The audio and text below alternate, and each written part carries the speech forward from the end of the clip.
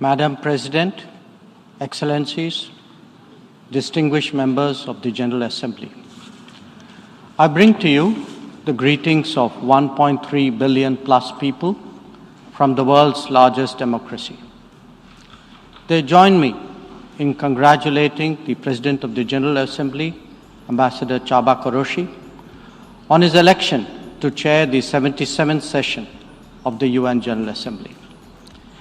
They follow closely developments at the United Nations, reflecting the increasingly globalized nature of our existence. We meet at a challenging time for the world order. This session's theme, a watershed moment, transformative solutions to interlocking challenges, seeks to capture its seriousness.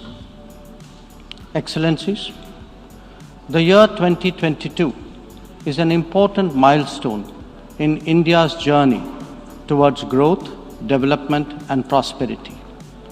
India is celebrating 75 years of its independence, what we call Azadi Ka Amrit Mahotsav.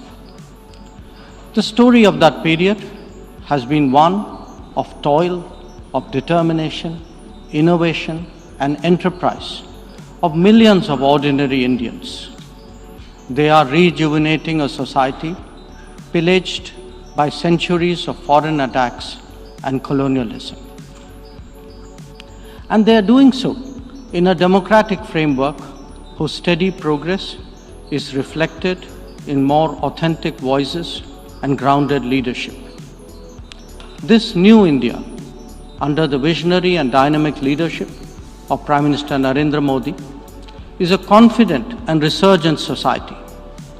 Its agenda for our centenary will be achieved through the 5 pledges that we committed to on our Independence Day. 1. We are resolved to make India a developed country in the next 25 years.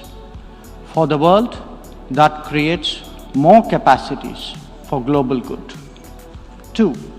We will liberate ourselves from a colonial mindset.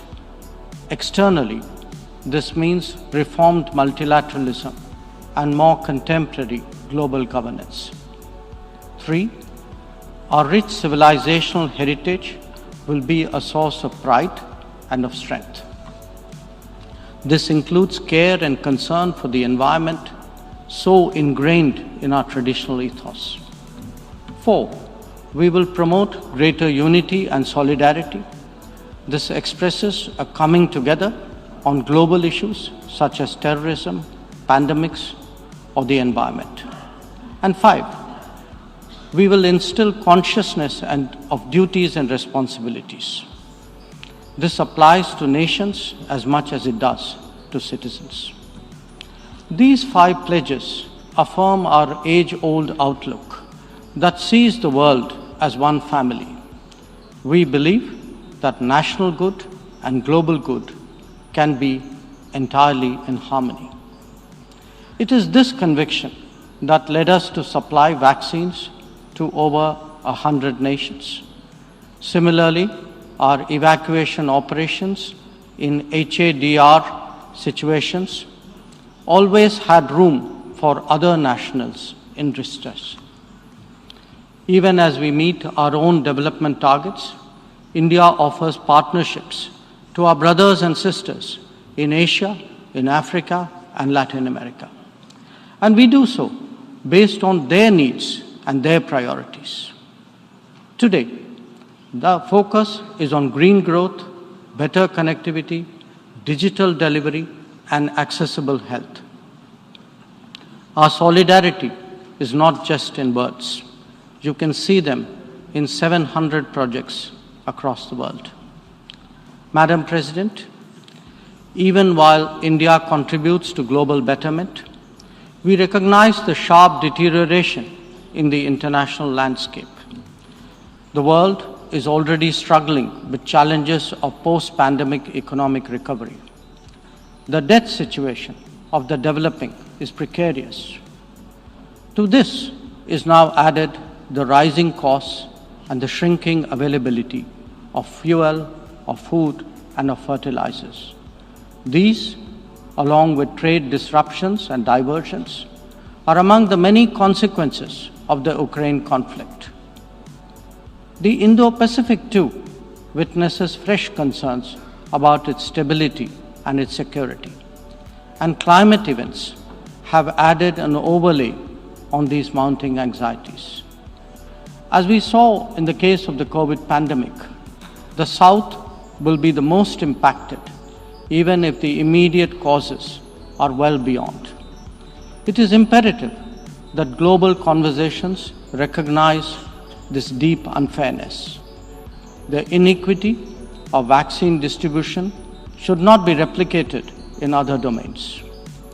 Madam President, as the Ukraine conflict continues to rage, we are often asked, whose side are we on? And our answer each time is straight and honest. India is on the side of peace and will remain firmly there. We are on the side that respects the UN Charter and its founding principles. We are on the side that calls for dialogue and diplomacy as the only way out. We are on the side of those struggling to make ends meet, even as they stare at the escalating costs of food, of fuel, and fertilizers. It is therefore in our collective interest to work constructively, both within the United Nations and outside, in finding an early resolution to this conflict. Excellencies, while the global attention has been on Ukraine, India has also had to contend with other challenges, especially in its own neighborhood. Some of them may be aggravated by the COVID pandemic and ongoing conflicts, but they speak too of a deeper malaise. The accumulation of debt in fragile economies is of particular concern. We believe that in such times, the international community must rise above narrow national agendas. India, for its part, is taking exceptional measures in exceptional times. We do so when we send 50,000 metric tons of wheat and multiple tranches of medicines and vaccines to Afghanistan. When we extend credits of $3.8 billion to Sri Lanka for fuel, essential commodities, and trade settlement. When we supply 10,000 metric tons of food aid and vaccine shipments to Myanmar. When we fill the gap in humanitarian needs left unaddressed by political complexity. Whether it is disaster response or humanitarian assistance, India has stood strong, contributing particularly to those nearest to us. Excellencies, the world as we knew it is poised for transformational changes. It has been impacted in recent times by a succession of shocks, each of them significant by itself. The COVID pandemic called into question the over-centralized nature of globalization and has led all of us to seek greater resilience and reliability of supply chains. The repercussions of the ongoing Ukraine conflict have further heightened economic stresses, especially on food and energy. Climate events have added to disruption that the world is already facing. As for the promise of technology, it has certainly multiplied our capabilities, but also added to our vulnerabilities. Trust and transparency are legitimate expectations of a more digitized world. The quest to create a better global order would necessarily have to address all these issues. Among them, some are clearly more existential in nature and necessitate intense coordination by the international community. Climate action and climate justice are particularly noteworthy in this respect. In their pursuit, India has worked with partners on the International Solar Alliance, the One Sun, One World, One Grid initiative, and the Coalition for Disaster Resilient Infrastructure. We stand ready to support any collective and equitable endeavor to protect our environment and to further global wellness. Lifestyle for environment, or LIFE, as declared by Prime Minister Narendra Modi in Glasgow on the sidelines of COP26, is our homage to Mother Nature. India remains deeply committed to fighting climate change under the UNFCCC and the Paris Agreement. We do so on the principle of common but differentiated responsibilities and respective capabilities in the light of different national circumstances. We have announced our updated nationally determined contributions after COP26. Excellencies, India's steadfast commitment to South-South cooperation is by now well established and well recognized. Our approach is based on principles of mutual respect and national ownership, with a commitment to sustainable development for all. As we begin the G20 presidency this December, we are sensitive to the challenges faced by developing countries. India will work with other G20 members to address serious issues of debt, of economic growth, food and energy security, and particularly of environment. The reform of governance of multilateral financial institutions will continue to be one of our core priorities. Madam President, India would be completing its tenure as a member of the Security Council this year.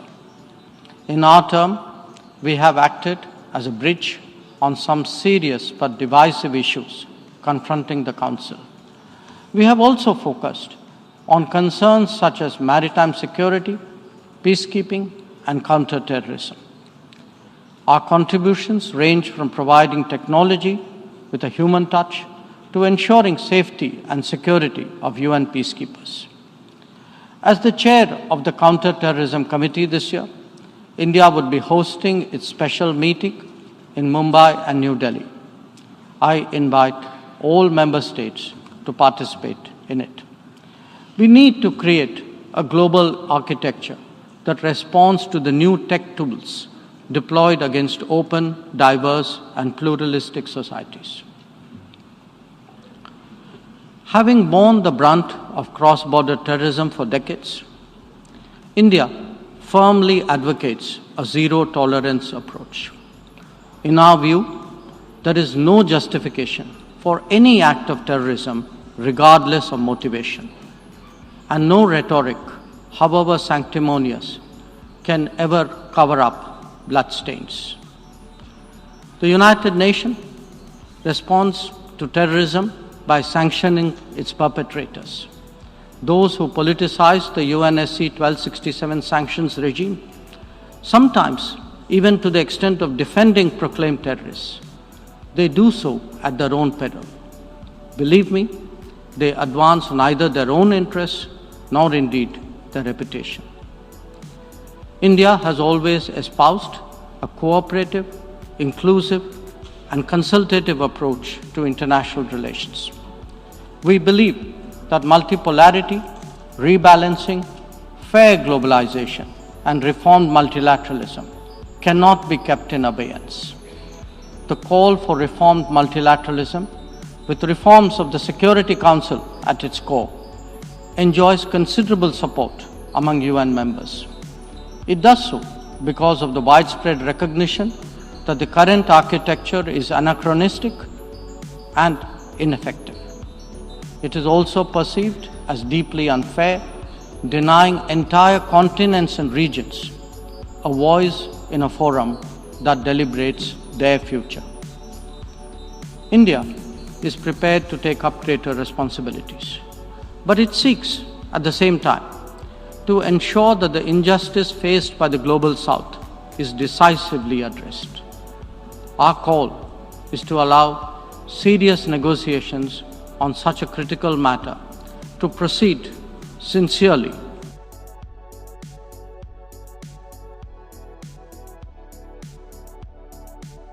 Negotiations on such a critical matter to proceed sincerely They must not be blocked by violence. It is essential that the world listens to more voices of reason and experiences more acts of goodwill. India is willing and able on both counts. We believe and advocate that this is not an era of war or of conflict. On the contrary, it is a time for development and for cooperation. Madam President, in the past, this august assembly has served as a meeting point of views and as a catalyst for action. It is vital that we continue to believe in the promise of diplomacy and the need for international cooperation. Therefore, Madam President, let us strive to return to the course of seeking peace, progress, and prosperity. I thank you.